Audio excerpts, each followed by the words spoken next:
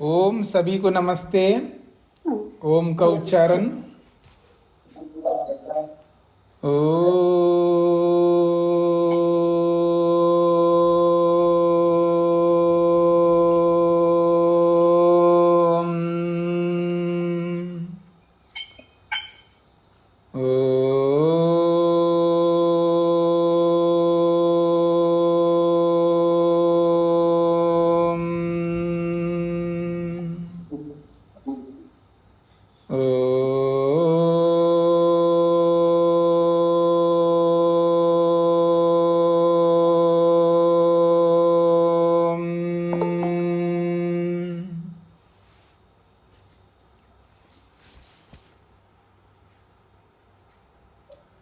न्याय दर्शन की 246वीं कक्षा है।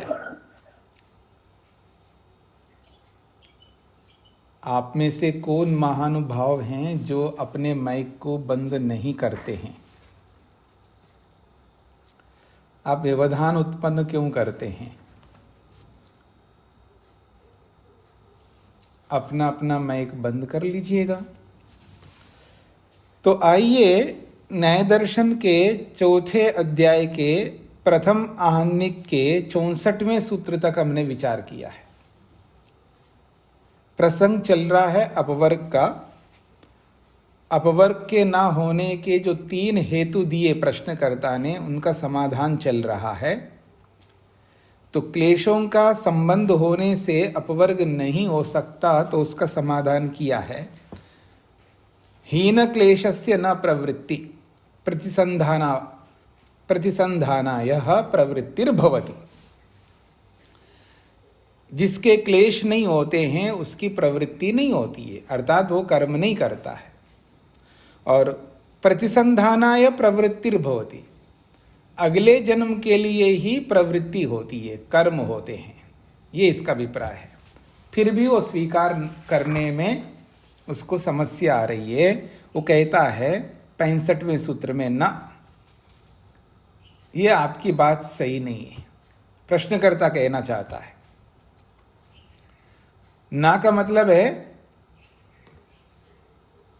क्लेशों का जो संबंध है मनुष्य के साथ वो बना ही रहेगा, वो कभी हटेगा नहीं।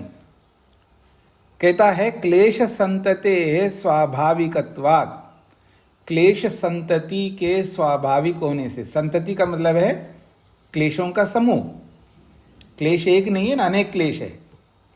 तो क्लेशों का जो समूह है, उस समूह के स्वाभाविक होने से क्लेशों का संबंध बना ही रहेगा मनुष्य के साथ। इसलिए आप समाज में सुन सकते हैं जो अतिवादी होते हैं, जो अपने आप को अधिक जानकार मानते हैं, अधिक समझदार और अधिक ज्ञानवान समझते हैं, वो लोग ये बोला करते हैं, ये लोग जो उपदेश करते हैं, गुस्सा मत करो, राग मत करो, द्वेष मत करो, काम भावना ना पैदा करो, ये जो उपदेश करते बिल्कुल गलत उपदेश करते हैं। ये तो स्वाभाविक नेचुरल है, ये तो स्वाभाविक है। ये तो जीवन के साथ रहेंगे। जो स्वाभाविक है, इनको दूर करने के लिए उपदेश किया करते हैं लोग। कैसे लोग हैं, इनको कोई समझ ही नहीं है। ऐसा समाज में जो अतिवादी लोग होते हैं, जो अधिक जानकार अपने आप को मानते हैं, वो लोग ये बातें कहा करते हैं। और उसी बात को लेकर के ये प्रश्न है। वो कहता है क्लेश संतते स्वाभाविकत्वात्, क्लेशों का जो समूह है वो स्वाभाविक है, इसलिए न उनका संबंध विच्छेद हो, क्लेश समाप्त हो जाएंगे, ऐसा नहीं हो सकता। न उपपद्यते क्लेशानुबंध विच्छेदः, क्लेशों का जो संबंध मनुष्य के साथ है, इसका विच्छेद, इसका विनाश न उपपद्यते, सिद्ध नहीं हो सकता। कस्मात्, क्यों?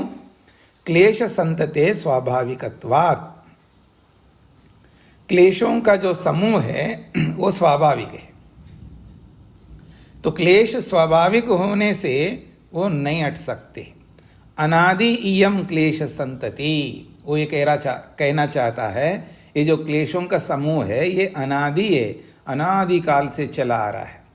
न च अनादि शक्या उच्छेत्तुम, जो अनादि होता है उसको समाप्त नहीं किया जा सकता, ये प्रश्नकर्ता का कहना है।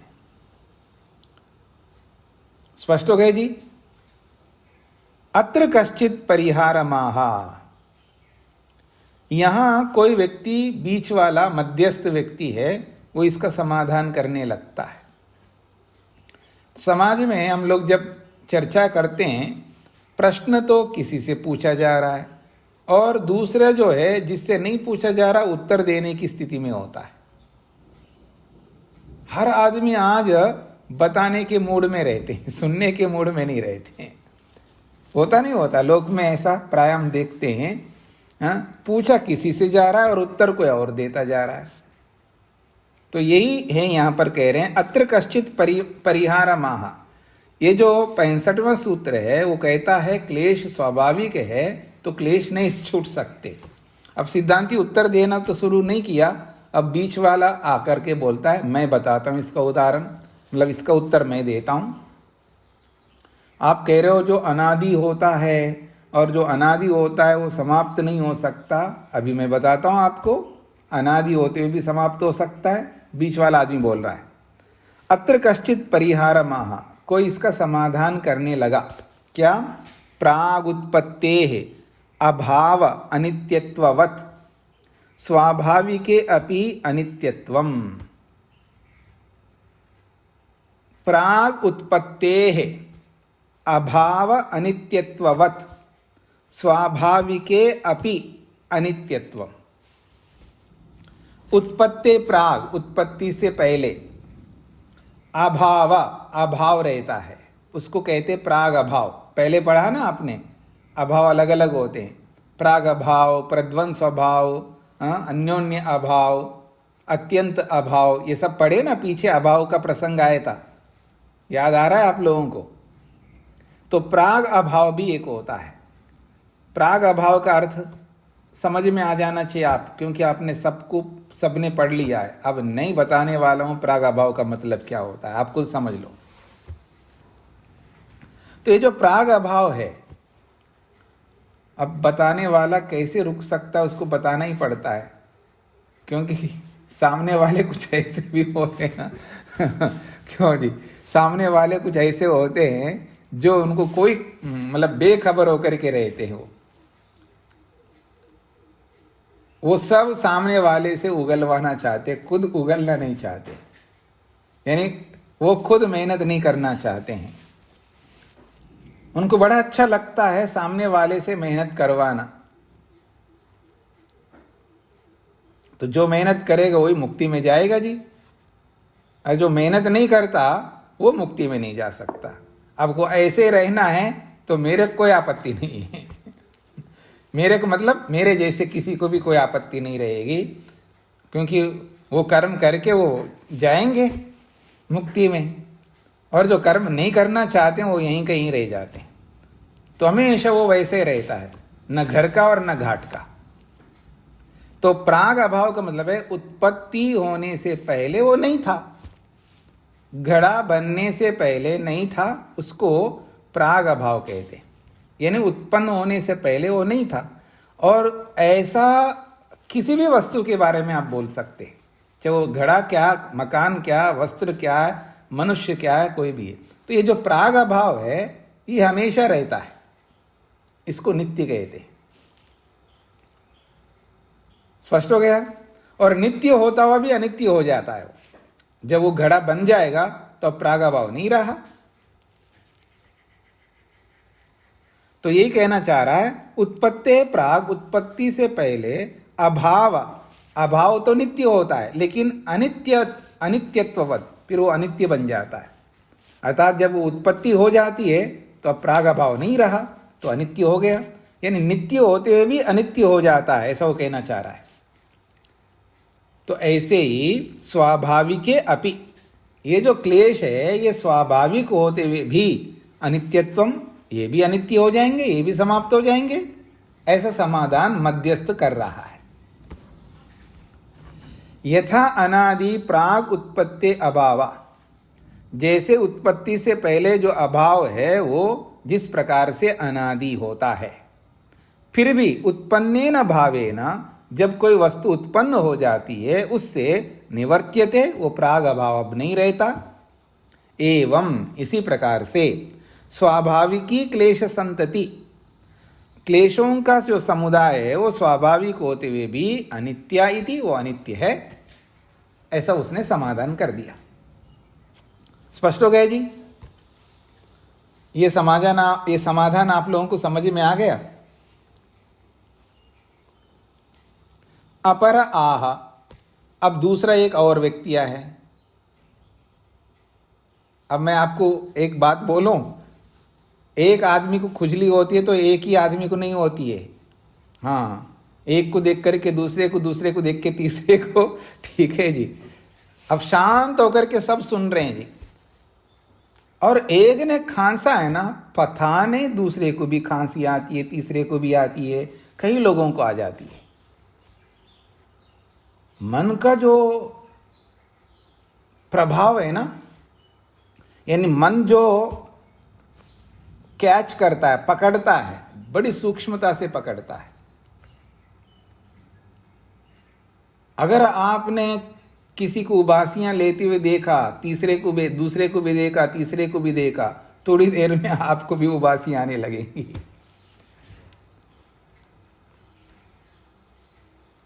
एक को, दूसरे को, तीसरे को, चौथे को, ऐसे कई लोगों को आप सोते हुए, ऊँघते हुए देख ले और फिर आप भी सुनने लग जाओ तो आप भी ऊँघने लग जाएंगे। बड़ा प्रभाव पड़ता है इसका। मन को नियंत्रित रखना, मन को अपने नियंत्रण में रखना बहुत मुश्किल है, उसके लिए भी मेहनत करना पड़ता है व्यक्ति को। अपराह, अब दूसरे को भी रहा नहीं जा रहा है। जब इसने उत्तर दिया तो मैं भी दे सकता हूं, मेरे पास क्या उत्तर नहीं है क्या?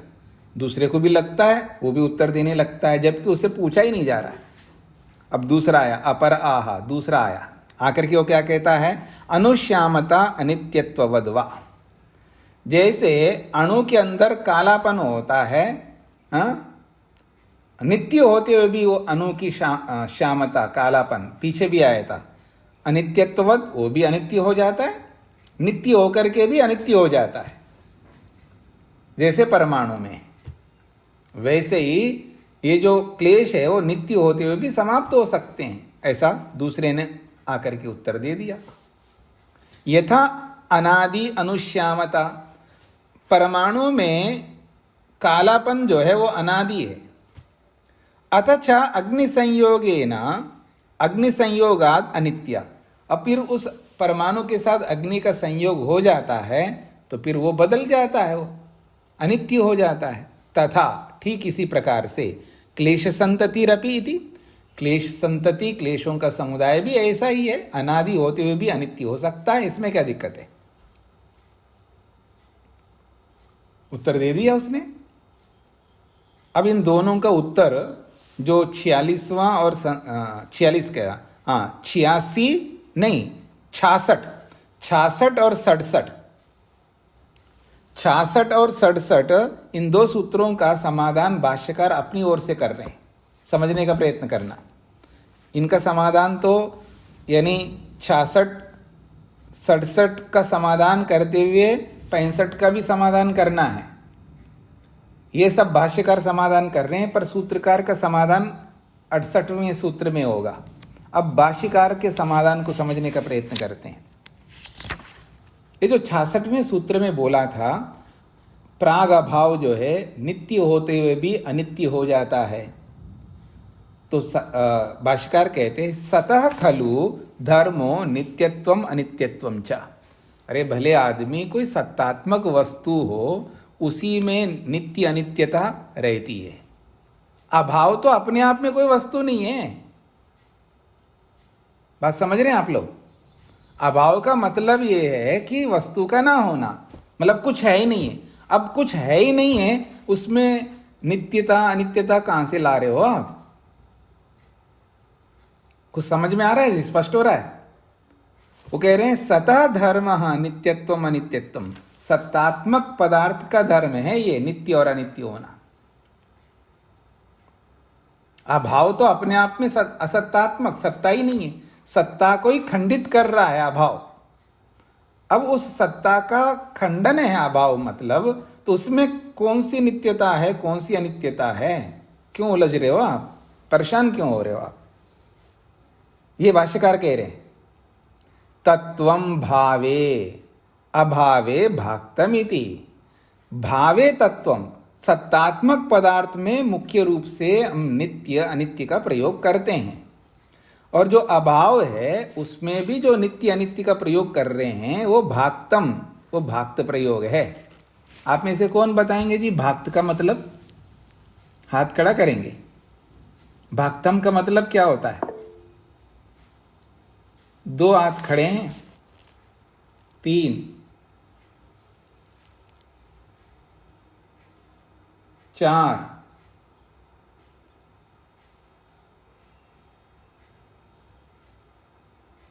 अब मैं पूछूं भाक्तम का अर्थ क्या होता है किसी से? जिनको पता है वो हाथ खड़ा कर सकते हैं ना। मेरे को पता लगेगा कि इनको पता लग रहा है भाक्तम का अर्थ क्या होता है। कितने बार आया भाक्तम? गौण को कहते हैं भाक्तम। तो तत्वम भावे, सत्तात्मक, भावे का मतलब है सत्तात्मक पदार्थ में नित्य अनित्य का जो प्रयोग होता है वो तत्वम मुख्य रूप से होता है, यथार्थ रूप से होता है। और अभाव में जो प्रयोग होता है ये नित्य है अनित्य है, प्राग अभाव नित्य रहता है, फिर वो अनित्य हो जाता है, ये तो गौण प्रयोग है। ये कहना चाह रहे हैं अनादि अनुश्यामता इति एत्वाभावादयुक्तम। परमाणु में कालापन अनादि है, ये जो आप कह रहे हो इसमें हेतु दो।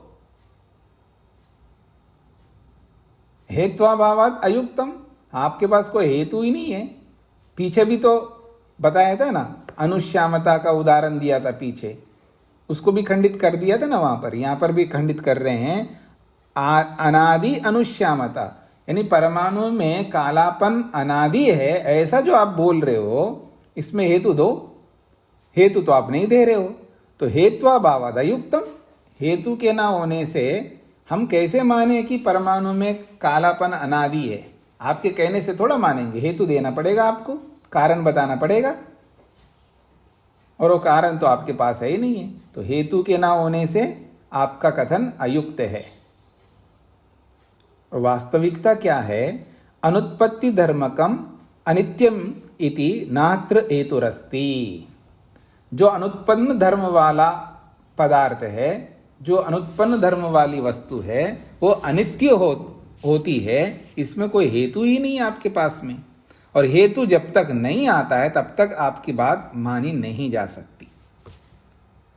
तो भाष्यकार ने अपनी ओर से समाधान किया है। स्पष्ट हो गए जी? अयम तो समाधि, अब वास्तविक समाधान सूत्रकार दे रहे हैं, और बहुत महत्वपूर्ण सूत्र है जी, इस पाद का अंतिम सूत्र है। इसको समझने का प्रयत्न करिएगा, बहुत महत्वपूर्ण है। वो कहते हैं अयम तो समाधि, ये तो समाधान है किसका? ये जो पीछे सूत्र है ना 65वां सूत्र, क्लेश संतते स्वाभाविकत्वाद न, क्लेशों का समुदाय स्वाभाविक होने से ना का मतलब क्या? ये जो ऋण है ना, ऋण यानी क्लेश सदा बने रहेंगे मनुष्य के साथ में, तो ही क्लेश समाप्त होते हैं ऐसा नहीं हो सकता। ना का मतलब है क्लेशों की समाप्ति नहीं हो सकती। क्यों? क्लेश स्वाभाविक रूप होने से। तो जो स्वाभाविक रूप से होते हैं उनकी समाप्ति नहीं हो सकती, ऐसा जो कथन किया है प्रश्नकर्ता ने 65वें सूत्र में, उसका समाधान है 68वां सूत्र। ना आप जो ये बोल रहे हो क्लेश स्वाभाविक है, ना बिल्कुल नहीं हो सकते, क्लेश स्वाभाविक है ही नहीं। क्लेश न स्वाभाविक, क्या क्लेश स्वाभाविक नहीं है? क्यों? कहते हैं संकल्प निमित्तत्वात् च राग आदि नाम, ये जो राग आदि जो क्लेश है ये संकल्प कारण वाले हैं, ये संकल्पों के कारण से उत्पन्न होते हैं, और जो उत्पन्न होता है वो स्वाभाविक नहीं होता। स्पष्ट हो रहा है जी? संकल्प निमित्तत्वात् च का मतलब और, जो पीछे हमने समाधान किया था क्लेशों को लेकर के उसके साथ साथ ये भी एक समाधान है। जिन क्लेशों को आप स्वाभाविक बोल रहे हो ना, वो स्वाभाविक नहीं है। क्यों? ये जो रागादि क्लेश है, ये क्लेश संकल्प निमित्तत्वात्, ये संकल्प के कारण से उत्पन्न होते हैं। आप संकल्प हटा दो, राग द्वेष उत्पन्न होंगे नहीं।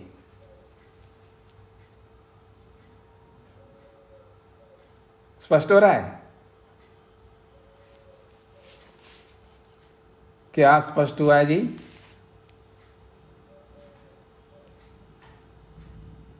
पत्नी सोचे पति के विषय में कुछ बोले तो सही है, कुछ मेरे को बोले। ये जो संकल्प करती है, कुछ समझ रहे हैं आप? उदाहरण दे रहा हूं मैं आपको। अब संकल्प करेंगी तो राग होगा। यह पति संकल्प करता है पत्नी के बारे में, ये पूछे तो सही, एक बार पूछ तो ले। ये तो जैसा ही वो संकल्प करता है तो भी राग हो जाएगा।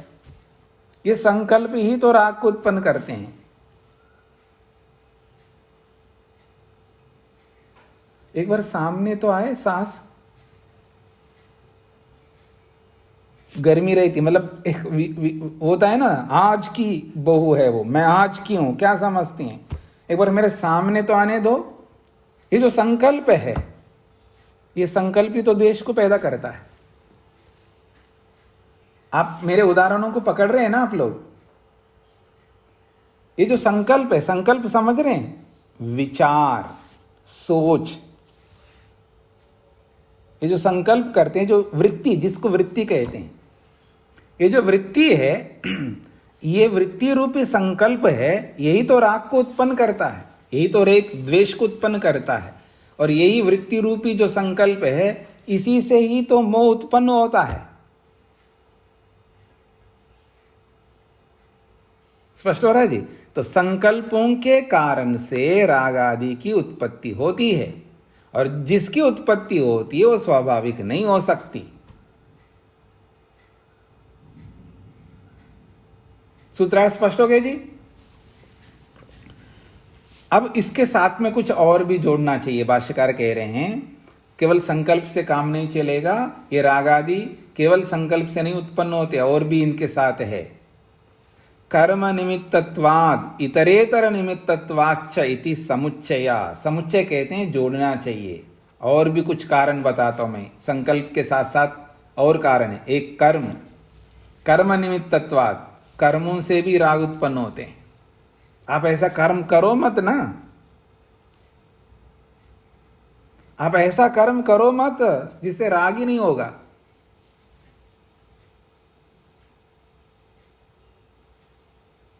कुछ समझ रहे हैं आप लोग?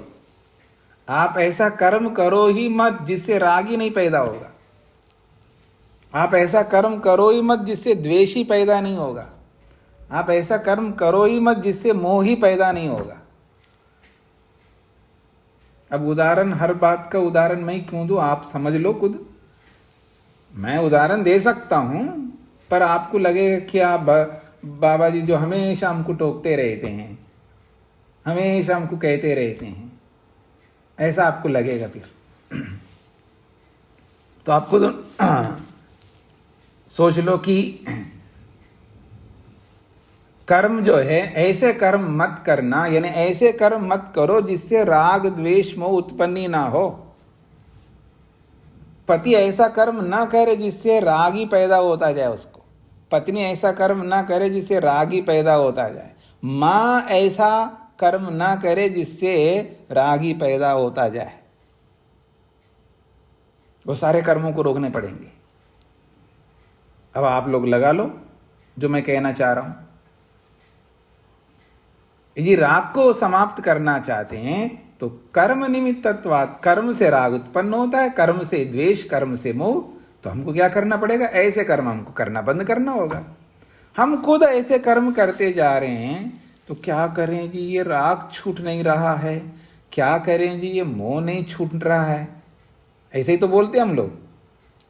बहुत कोशिश करता हूं जी, पर ये राग नहीं छूट रहा है, ये मोह नहीं छूट रहा है। अब कोशिश कहाँ कर रहे हैं? आप कर्म करना बंद तो किया नहीं आपने।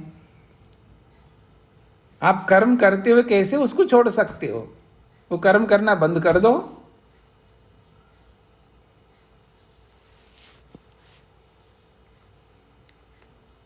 कुछ पकड़ में आ रहा है जी? अगर मैं किसी पत्नी को बोलूं एक दिन आप पूछना ही बंद कर दो, आप क्या खाएंगे, आपके लिए क्या बनाऊं, आपके लिए ये करूं वो करूं, कुछ मत पूछना। क्यों जी? कुछ नहीं पूछना एक दिन। ये कोई भला या ऐसी कोई हो सकता है कि पति और पूछना तो पड़ेगा जी? तो पूछो जी, फिर मेरे से ये मत कहना कि राग कैसे छूटे। क्यों जी? अगर आप दोनों बात मेरे से नहीं कर सकते, आप पूछना भी चाहते हैं और राग को दूर करना चाहते हैं, दोनों में से एक होगा। या तो पूछते रहो जी, तो राग को आप ये सोचना बंद कर दो कि राग को मैं दूर करूं। मैं ये उनके लिए बोल रहा हूं जिनके सारे काम पूरे हो गए जी। हाँ, कभी मेरे को गलत मत समझना। जिनके गृहस्थ के सारे कर्तव्य पूरे हो गए उनके लिए बोल रहा हूं मैं।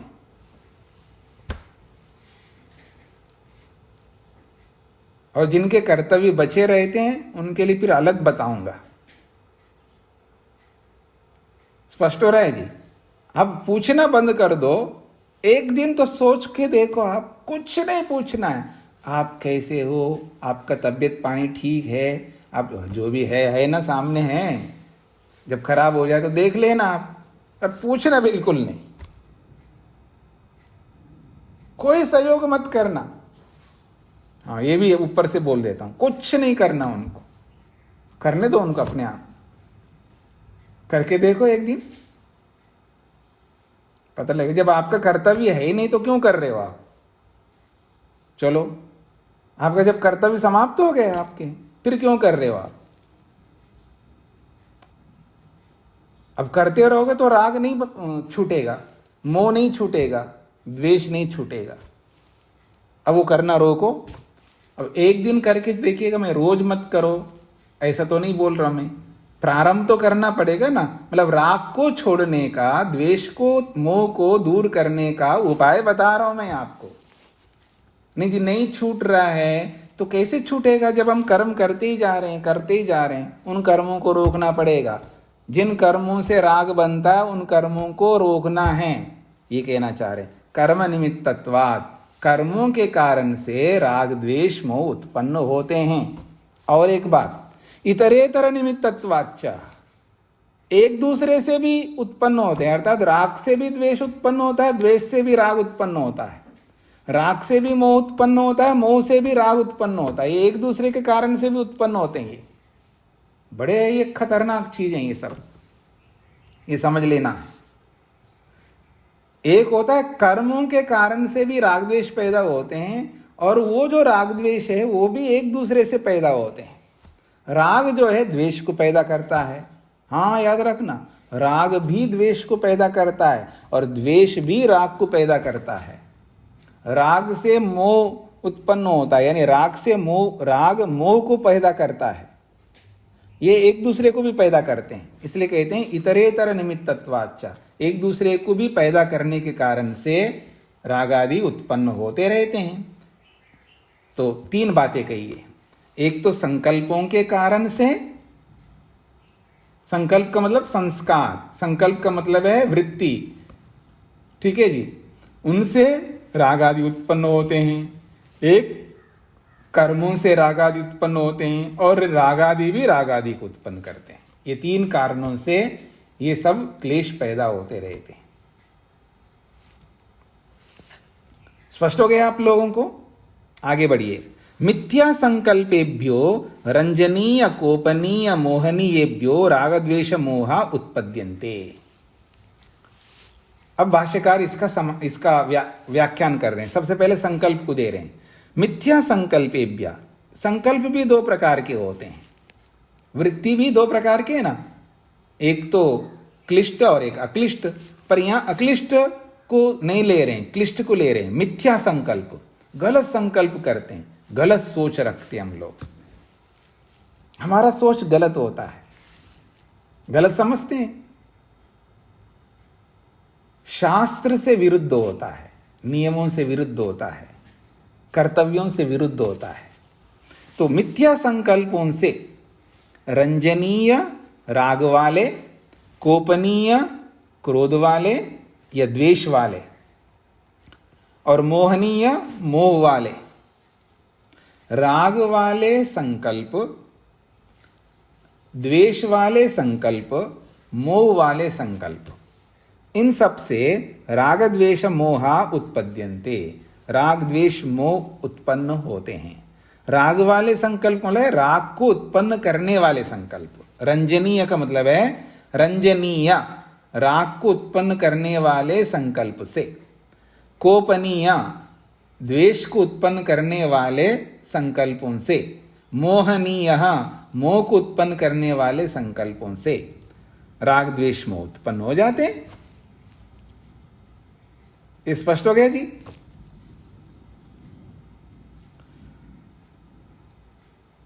अगली बात, कर्मच, कर्मों से भी राग द्वेष उत्पन्न होते हैं जी। देखिएगा, कर्मच, और ये कर्म क्या करते हैं? और भी सत्व निकाय निर्वर्तकम, मनुष्य के शरीर को बनाने वाले होते हैं ये कर्म। हाँ, ये साधारण कर्म नहीं है, केवल मनुष्य नहीं है। सत्व का मतलब प्राणी, प्राणी के शरीर को उत्पन्न करने वाले कर्म होते हैं। क्योंकि सत्व का अर्थ अगर मनुष्य करूंगा तो फिर आप सोचेंगे बल्ले बल्ले जी मैं कर्म करते जाऊं, मैं मनुष्य बन जाऊंगा, ऐसे समझने लग जाएंगे आप। सत्व का मतलब है प्राणी, प्राणी के शरीर को बनाने वाले कर्म होते हैं। और वो प्राणी चाहे कुत्ता रूपी प्राणी हो, मनुष्य रूपी प्राणी हो या मच्छर रूपी प्राणी हो, सब प्राणियों के शरीर को उत्पन्न करने वाले कर्म होते हैं। अब तो बल्ले बल्ले नहीं है ना जी। ठीक है, आप हंस नहीं रहे, आज ज्यादा गंभीर हो रहे हैं, अच्छी बात है। तो आइए, तो कह रहे हैं कर्म छा, ये जो कर्म है सत्व निकाय निर्वर्तकम, ये प्राणी के शरीर, निकाय का मतलब होता है सत्व प्राणी, निकाय शरीर, निर्वर्तकम उत्पन्न करने वाला। कर्म जो है प्राणी के शरीर को उत्पन्न करने वाला होता है। और नयमिकान, और नियम पूर्वक, नयमिकान का मतलब है नियम पूर्वक, राग द्वेष मोहान निर्वर्तयति। और ये जो कर्म है ये कर्म नियम पूर्वक यानी निश्चित रूप से राग द्वेष और मोह इनको भी उत्पन्न करता है। कौन? कर्म। तो कर्म से दो बातें कही है। कर्म जो है प्राणी के शरीर को उत्पन्न करने वाला होता है, और कर्म जो है नियम पूर्वक, नियमिकान का मतलब है नियम पूर्वक राग द्वेष और मोह को उत्पन्न करने वाला होता है ये कर्म। नियम दर्शनात्, यही नियम देखा जाता है संसार में। संसार को देखो, ये कर्म ही जो है हमको अलग अलग शरीर धारण करवा रहे हैं। देखो, कोई कुत्ता बनाए, कोई गधा बनाए, कोई सुअर बनाए, कोई मच्छर बनाए, कोई मक्खी बनाए, कोई छिपकली बनाए, कोई कुछ बनाए, पता नहीं क्या क्या बने। ये कर्म ही तो है। ये नियम पूर्वक हम देखते हैं, नियम दर्शनात्, संसार में इसी नियम को देखते हैं हम लोग। और ये कर्म ही तो राग द्वेष को उत्पन्न करते हैं। ये कर्म ही राग द्वेष को उत्पन्न करते हैं। हाँ जी, पति आ जाए बाहर गांव से कहीं से और नेकलेस ला करके दे दिया पत्नी को, फिर जाए, फिर दोबारा आया तो फिर कुछ और ला करके दे दिया। ऐसे करते जाए तो पत्नी को क्या होगा जी? हाँ भी बताओ, राग उत्पन्न होगा। अब दूसरा उदाहरण देखो, अमेरिका गया, कुछ नहीं ला के दिया। वो यूरोप गया, कुछ नहीं ला के दिया। वो स्विट्जरलैंड गया या कुछ नहीं ला करके दिया। कहीं भी जाके ला, देखो जी हमारे पति तो ऐसे बहुत जाते रहते हैं जी, लेकिन कुछ भी आज तक मेरे को शादी के हो के इतने साल हो गए हैं कि एक भी कुछ गिफ्ट नहीं दिया मेरे को। और क्या बोला जा रहा है? ऐसा बोल के क्या किया जा रहा है पता लग रहा है? द्वेष पैदा हो रहा है अपने पति के प्रति। कुछ समझ रहे हैं आप लोग? ये जो कर्म है ये ऐसे राग द्वेष और मोह को पैदा करते रहते हैं। तो कहा जा रहा है कि ये जो कर्म है या तो शरीर प्राणियों के शरीरों को उत्पन्न करते हैं और नियमिका नियम पूर्वक राग द्वेष मोह को उत्पन्न करते हैं, ये देखा जाता है संसार में। अब आगे बताया जा रहा है, दृश्यते ही कश्चित सत्वनिकायो राग बहुलः। अब यहाँ सत्वनिकाय का मतलब आप समझ सकते हैं, चाहे वो मनुष्य भी हो सकता है और अन्य प्राणी भी हो सकते हैं, या याद रखना। कहते हैं कोई प्राणी ऐसा दिखता है राग बहुला, यानी उसके अंदर बहुत राग होता है। जैसे बंदर को देखो, बंदरी को देखो, या आदमी को भी देखो। कोई कोई आदमी इतना रागी होता है, इतना रागी होता है, उसको कुछ भी बताओ समझ में नहीं आता है।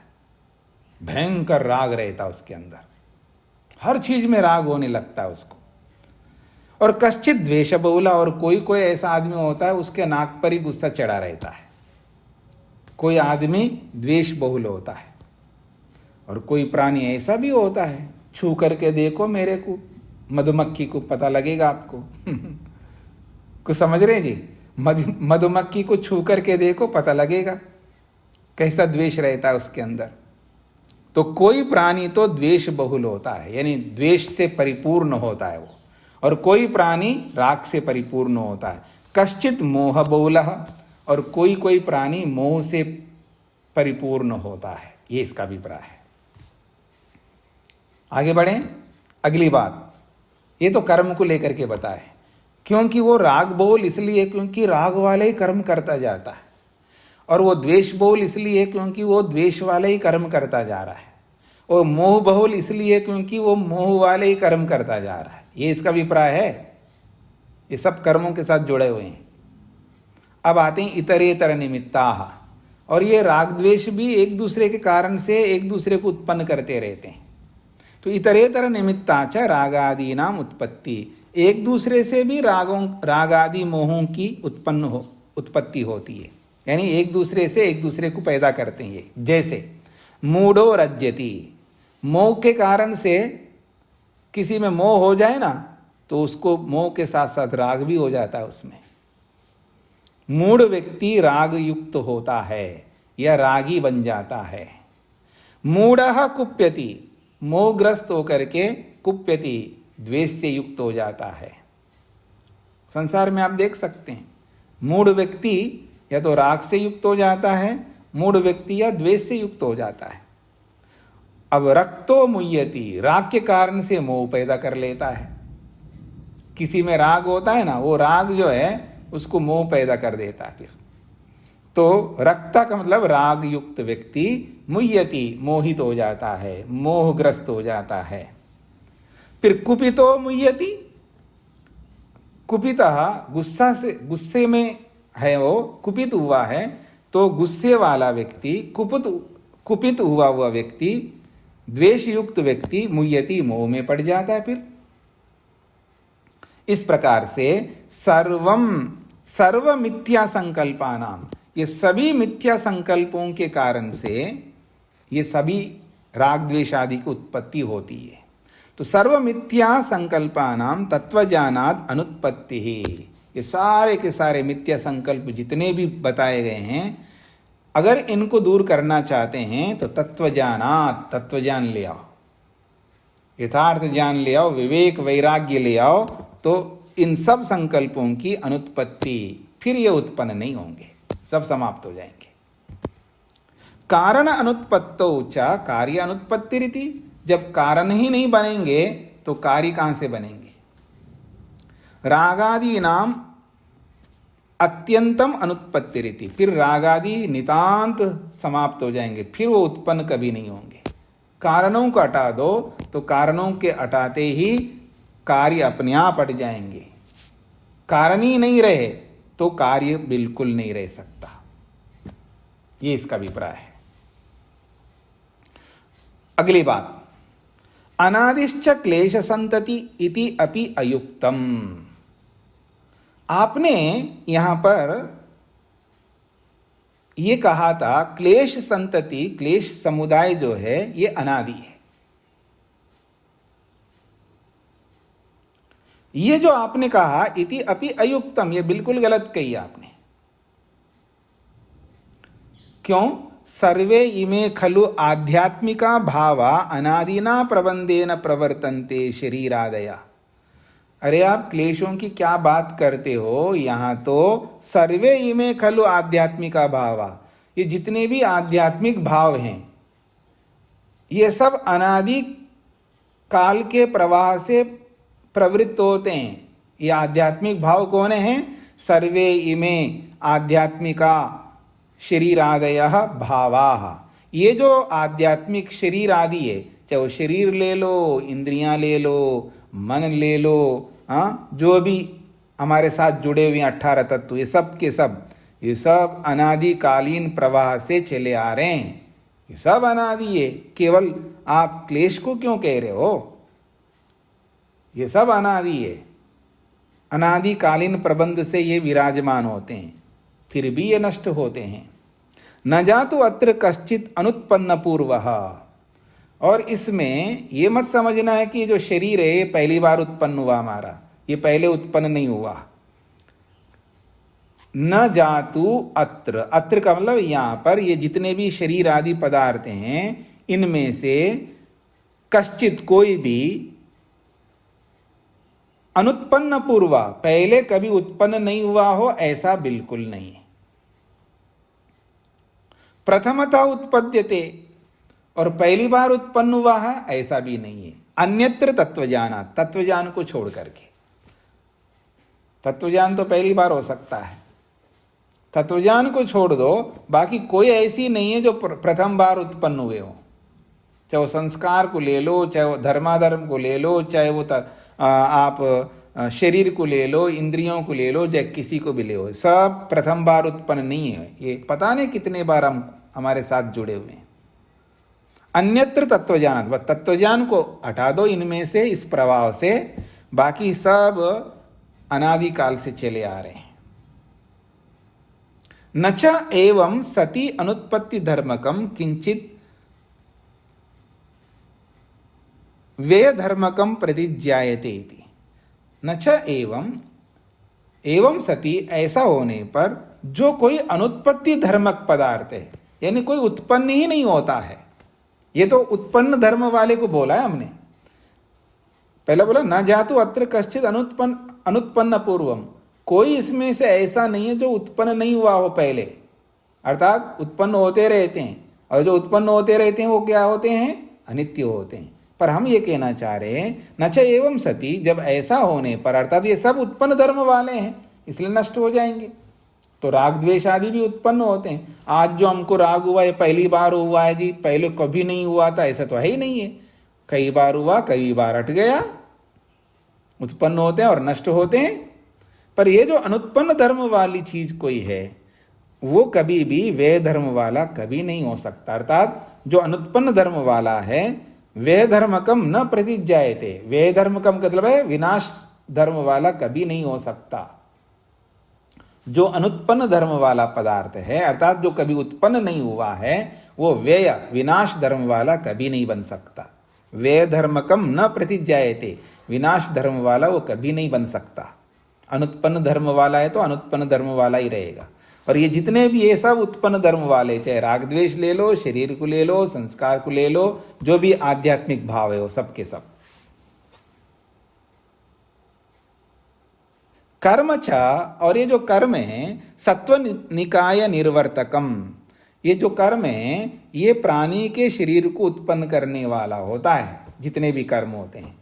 तत्वज्ञान कृतात् मिथ्या संकल्प विघातात, तत्वज्ञान कृतात्, जब तत्वज्ञान उत्पन्न होता है, तत्वज्ञान के उत्पन्न होने से सारे कर्म समाप्त हो जाते हैं, फिर हम कर्म नहीं करते हैं, तब तो जो भी करते हैं उन सब निष्काम होते हैं। और मिथ्या संकल्प विघातात, इस तत्वज्ञान के कारण से मिथ्या संकल्प का भी विनाश हो जाता है, उसका भी विघात होता है। उस स्थिति में न रागादि उत्पत्ति निमित्तम भवति, फिर वो रागादि का कारक नहीं बनता है। वो जो मिथ्या संकल्प है खुद ही समाप्त हो गया तो फिर वो रागादि को उत्पन्न करने का कारक नहीं बनता है। हाँ, मिथ्या संकल्प के हट जाने पर, रागादि के उत्पन्न ना होने पर भी सुख दुख संवित्ति फलम तो भवति, फिर भी सुख और दुख को तो हमको भोगना पड़ेगा। मिथ्या संकल्प हटने के बाद भी राग आदि उत्पन्न नहीं हो रहे तो भी सुख दुख को तो हमको भोगना पड़ेगा। ये वो कहना चाह रहे हैं, जो प्रारब्ध में हमको जो सुख दुख मिल रहे हैं उनको तो भोगना पड़ेगा। नए सुख दुख को तो हम रोक सकते हैं, जो आगे भविष्य में जो सुख पैदा हो सकता है उसको रोक सकते हैं, दुख पैदा हो सकता है उसको रोक सकते हैं, लेकिन पीछे का जो सुख दुख जो हमको मिल रहे हैं प्रारब्ध के कारण से, वो तो भुगतना ही पड़ेगा। तो कह रहे हैं जब तत्वज्ञान हो जाता है तो तत्वज्ञान हो गए तो फिर दुख नहीं मिलना चाहिए। अगर ऐसा कोई कहे नहीं, तत्वज्ञान होने के बाद दुख मिल सकता है, क्योंकि पीछे के प्रारब्ध के कारण से उसको दुख मिल रहा है, वो नहीं रुकने वाला है। तत्वज्ञान ना हो तो भी मिलेगा, तत्वज्ञान हो तो भी मिलेगा। बस ये है कि आगे नहीं मिलेंगे, क्योंकि तत्वज्ञान हो गए तो हम कर्म करेंगे नहीं। जब कर्म नहीं करेंगे तो राग आदि की उत्पत्ति नहीं होगी, और जब राग आदि की उत्पत्ति नहीं होगी तो हमको अगला जन्म होगा ही नहीं। स्पष्ट हो गया जी? ये बात कही जा रही है। तो ये पूरा कर दिया मैंने। अब जो प्रश्न जिनको करना है, जिन्होंने पहले से हाथ खड़ा किया है, सबसे पहले वो अनीता जी ने हाथ खड़ा किया था, उनको कुछ पूछना हो तो पूछिएगा। आपको क्या पूछना था? स्वामी जी गलती से लग गया था जी हाथ। अच्छा, हाँ, रूप जी को क्या पूछना है? ओम स्वामी जी। जी स्वामी जी, अभी जैसे बताया कि राग और द्वेष से अगर मतलब बचना है तो तत्व ज्ञान होना जरूरी है। तो स्वामी जी, तत्व ज्ञान जैसे शास्त्रों को पढ़ते पढ़ते ही होता, उसी को तत्व ज्ञान बोलते हैं, या फिर समाधि की अवस्था में जब चले जाते हैं उसको तत्व ज्ञान बोलते हैं? नहीं नहीं नहीं, पढ़ते पढ़ते किसी को तत्वज्ञान नहीं होता है। पढ़ते पढ़ते तो इन्फॉर्मेशन मिलता है, जानकारी मिलती है। तो जानकारी का मिलना अलग चीज है, तत्वज्ञान होना अलग चीज है। तत्वज्ञान का मतलब होता है यथार्थ, वास्तविकता। और जब वास्तविकता होती है तो वास्तविकता को उसको अपनाता है व्यक्ति। जैसे मेरे को पता लगा कि इसमें तो छिपकली गिर गई, जो हम खाना चाह रहे थे तो उसको सामने लाया तो पता लगा रहा इसमें तो छिपकली गिर गई। छिपकली तो बड़ी बात हो गई। एक उदाहरण देता हूँ, चींटी गिर गई थी। ऐसे चींटियाँ चलते रहते कई बार, मक्खर मच्छर ये सब होते हैं, तो कहीं मच्छर आपको दिखाई दे या चींटी दिखाई दे उसमें, या कोई मक्खी दिखाई दे, तो आपको स्पष्ट ज्ञान हो गए ना, फिर उसको खाएंगे नहीं ना आप। और जब ये स्पष्ट ज्ञान नहीं होता तो क्या करेंगे? खाएंगे, और कुछ नहीं हो सकता, खाएंगे। तो जब तत्वज्ञान होता है तो प्रवृत्ति हमारी बदलती है, और जब तत्वज्ञान नहीं होता है तो प्रवृत्ति नहीं बदलती है। जानकारी कितनी एकत्रित करो, प्रवृत्ति नहीं बदलने वाली हमारी।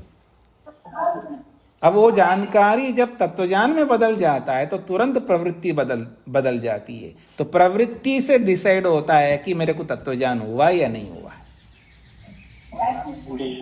स्पष्ट हो रहा है जी?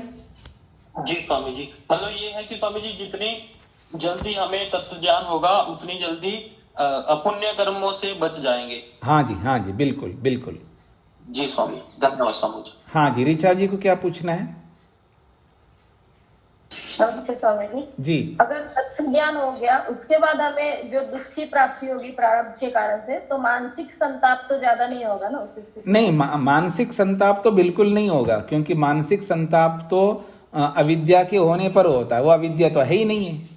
सिर्फ शारीरिक कष्ट या फिर ये सब झेलने पड़ सकते हैं? शारीरिक भी होता है, या कोई भी बाहर से जो दुख आते हैं हमारे को, वो भी हो सकते हैं जी। शारीरिक कष्ट सबसे ज्यादा होते हैं, और वाचनिक कष्ट भी नहीं होते हमको। अगर वाचनिक कष्ट भी हो सकते हैं तो वाणी बंद होने लगे या बातचीत नहीं निकल रही है, तो वो भी प्रारब्ध के कारण से हो सकता है। मानसिक कष्ट तो क्योंकि वो अविद्या के कारण से होता है ना। जैसे मैं टेंशन ले रहा हूँ, टेंशन क्यों लेता है व्यक्ति? अविद्या के कारण से लेता है। हाँ, ये याद रखना, जिसको भी टेंशन हो रहा है समझ लेना वो अविद्या के कारण से टेंशन ले रहा है। और विद्या है, किसी विषय में हमारे में विद्या होती है ना, वह टेंशन बिल्कुल नहीं होता। आप देख सकते हो किसी विषय में आपको बिल्कुल टेंशन नहीं होता है। जैसे मान लीजिएगा कोई जॉब करने वाली महिला हो, माता हो, बहन हो, और उनको भोजन बनाना पड़ता हो, और जिस दिन ऐसा उनको अवसर मिलेगा आज भोजन नहीं बनाना पड़े, उनको कोई टेंशन नहीं होता है, अच्छा लगता है। पकड़ में आ रहा है ना आपको? तो किसी विषय में तो हमको टेंशन नहीं होता है, लेकिन ऐसा नहीं है कि किसी विषय में नहीं होता तो सभी विषयों में नहीं, तो और विषयों में बहुत टेंशन कर सकता है व्यक्ति, क्योंकि जहां उसको तत्वज्ञान होता है वहां पर टेंशन नहीं हो रहा है, और जहां तत्वज्ञान नहीं होता है वहां पर टेंशन होता है। जी अब वेद प्रिया जी को क्या पूछना है? स्वामी जी, अंतिम अनुच्छेद की पहली पंक्ति है आध्यात्मिक भाव, उसका क्या मतलब है? आध्यात्मिका भावा का मतलब है आंतरिक, जैसे ना आदि भौतिक, आदि दैविक और आध्यात्मिक। तो आध्यात्मिक का मतलब होता है जैसे शरीर है ये आध्यात्म में आता है, इंद्रियां है ये आध्यात्मिक में आता है, मन है ये आध्यात्मिक में आता है। तो आध्यात्मिक सुख दुख को देने वाले पदार्थ। ठीक है। जी जी, हाँ जी, हो गया आपका वेद प्रिया जी प्रश्न? जी स्वामी जी, हो गया। हाँ, हाथ हटा लीजिएगा। और माता शकुंतला जी को क्या पूछना है?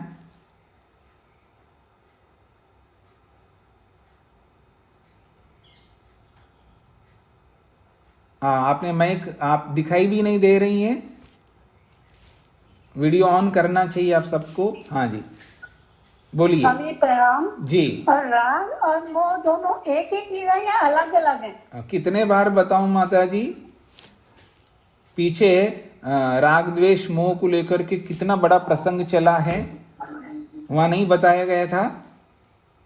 स्वामी पता है। हाँ, बताया है तो उसकी आवृत्ति करो।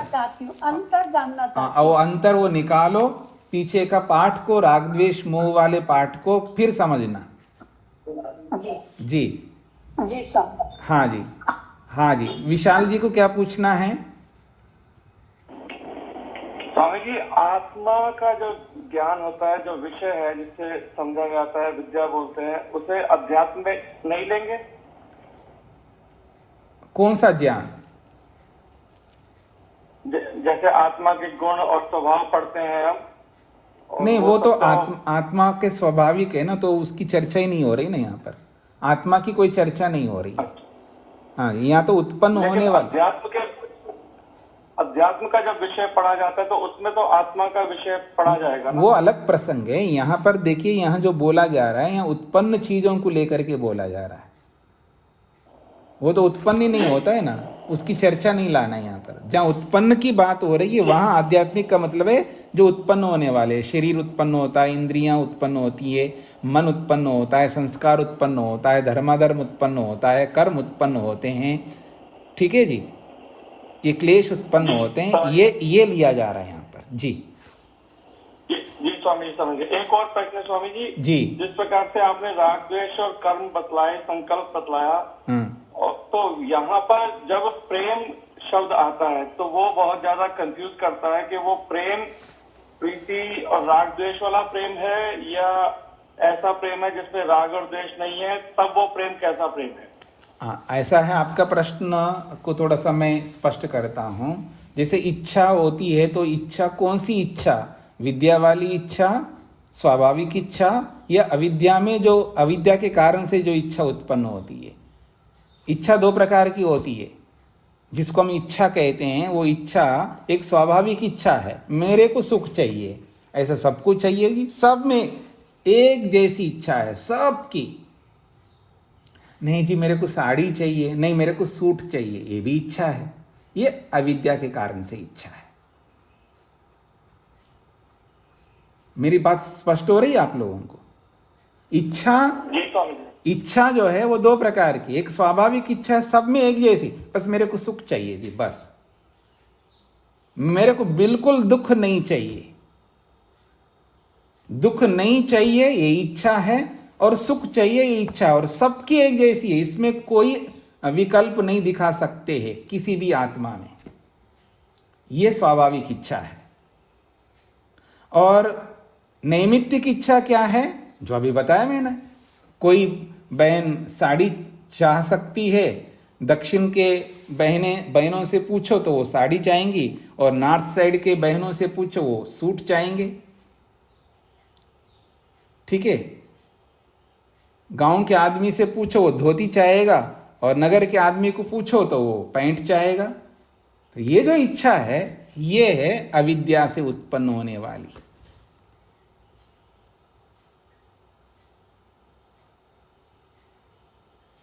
अच्छा, आपके मन में नहीं आ रहा है, इसका मतलब पैंट पहनना अविद्या है? क्यों जी? शरीर के लिए भी चाहिए होती है ना चीजें। तो मैंने क्या, बीच में मत बोलिएगा, समाधान मैं खुद करूंगा। प्रश्न मैंने किया और समाधान भी मैं करूंगा। जब मैं ये कहूंगा भी आप बताइए तभी आप बोल सकते हैं। तो मैंने प्रश्न किया तो समाधान भी मैं करूंगा ना। तो मैंने कहा कोई पैंट पहनने की इच्छा करता है और कोई धोती पहनने की इच्छा करता है, ये अविद्या वाली इच्छा है। तो आपके मन में प्रश्न आ सकता है, इसका मतलब पैंट पहनना अविद्या है, साड़ी पहनना अविद्या या विद्या है, सूट पहनना विद्या अविद्या है? ये अविद्या तब होगी भाई आपको कुछ पहनना है, जो दिया जाएगा वो पहनो, बस। आपको कुछ पहनना है ना, जो दिया जाए वो पहन लो, बस। आपको कुछ पहनना है, मेरी बात को समझना है। इसको विस्तार मत करिए, आप व्यर्थ की चीजों में मत फंसना, बस इतना ही समझना है। मैं केवल ये बताना चाह रहा हूं कि स्वाभाविक इच्छा और नैमित्तिक इच्छा क्या होती है।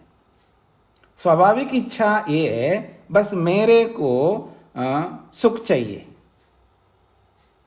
समझ रहे ना, मेरे को सुख चाहिए और मेरे को दुख नहीं चाहिए। और ऐसा चाह सब में एक जैसा दिखाई देगा, सब में एक जैसी चाह है, तो ये स्वाभाविक है। लेकिन जिस चाह में अंतर दिखता है, वो अंतर वाली जो चाह है वो अविद्या से पैदा होती है।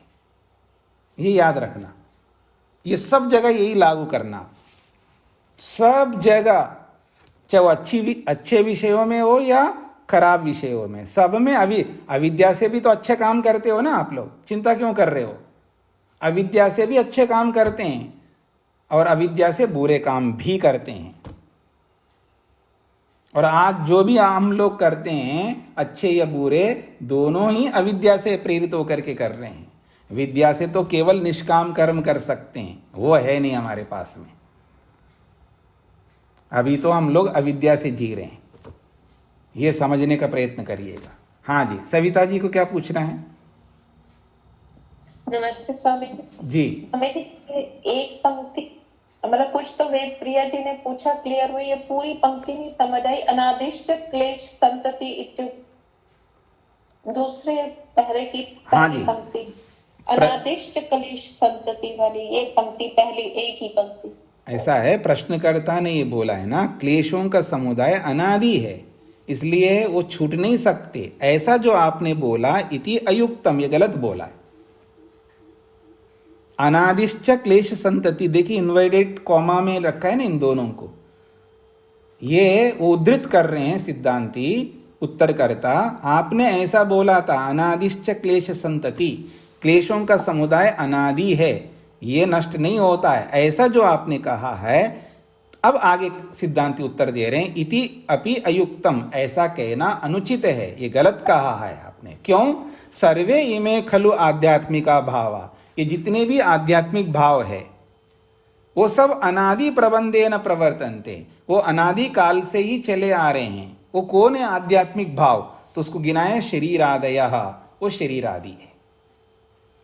शरीर है, इंद्रिय है, मन है, संस्कार है, हाँ, ये सब। अब स्पष्ट हो गया जी?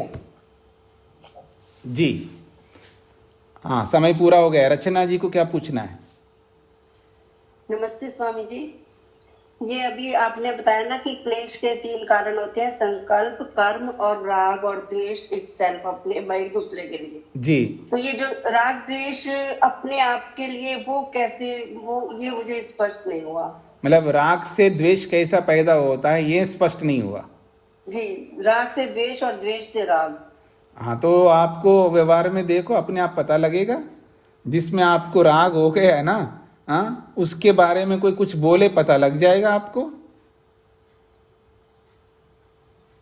जिससे आपको राग है ना, जिससे भी बेटे से राग करते हो और उस बेटे के बारे में कोई कुछ भी बोले तो पता लगेगा आपके अंदर द्वेष निकलेगा नहीं निकलेगा। पकड़ में आ रहा है आपको? जी जी जी पकड़ में आ रहा है? जी जी अब समझ आ गया। हाँ। अब जिसमें आपका राग नहीं है उसके बारे में कोई गलत बोलेगा तो आपके मन में द्वेष पैदा ही नहीं होगा। मान लीजिए कोई आदमी किसी विधर्मी को कुछ बोल रहा है तो आपको उसको ऐसा बोलने से आपको द्वेष पैदा होगा, उसकी चुगली करने पर आपको द्वेष पैदा होगा। लेकिन आपके बेटे के बारे में अगर कोई चुगली करे तो आप फिर देखना आपका उग्र स्वरूप क्या होगा। तो राग से द्वेष भी पैदा होता है और द्वेष से राग भी पैदा होता है। इस तरह का होते रहते हैं। जी जी ठीक है जी, धन्यवाद। तो समय पूरा हो गया जी, सूत्र भी पूरा हो गया और आहनिक भी पूरा हो गया। बहुत महत्वपूर्ण आहनिक रहा है ये चौथे अध्याय का। ये पहला आहनिक जो है ना बहुत महत्वपूर्ण रहा है। इस पर अच्छी तरह मनन संकल्प विकल्प करते हुए इस पर गहन विचार विमर्श करते जाइए तो बहुत कुछ हमको परिवर्तित करने वाला रहेगा। तो इसको यहीं पर विराम देते हैं। ओम शांति शांति शांति।